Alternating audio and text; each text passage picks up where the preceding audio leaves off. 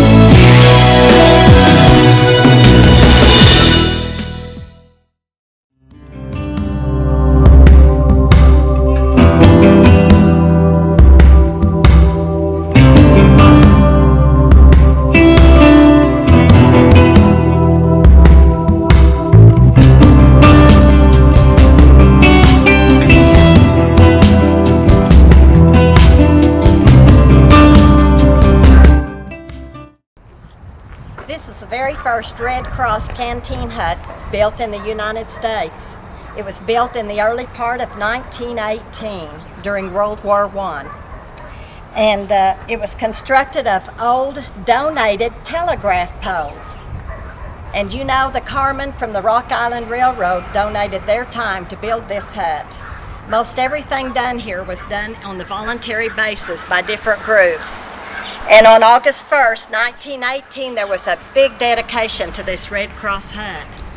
People came from all over Canadian County and even further, and it was a day celebration. There were bands, there was musicians, and at the end of the day, people donated a lot of items for an auction, and the money they got from the auction was funds to house all the equipment and everything needed in this hut. Most, like I say, most even the people that worked here were all donated volunteer time. The cabin was moved after World War I down to Legion. It was moved back here in 1975, but while it was at Legion Park, they used it for a scout troop building, and different organizations kept it up, and it was pretty well preserved all through those years. And now it's back here in 1975. It was even placed on the National Register of Historical Places. I will tell you that during the time that the soldiers came off the train, there were carload after carload, and many that were served here. Every morning, people brought fresh fruit and fresh cookies and fresh vegetables and sandwiches and salads and all kinds of things to help accommodate them. They wrote letters back to their parents, and we were, if they needed anything, any medical supplies, we made sure that everybody got what they needed. Would you like to come on in and see the inside of the hut? Stepping into this hut is like stepping back into history.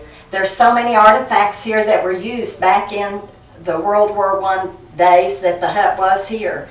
There's uniforms, and here's cards that tell about the people and pictures of the people that worked here and volunteered their time. Here's letters that were written thanking the people here for helping them. It's things that they'll always remember. And as you see, the uniforms and other wars history.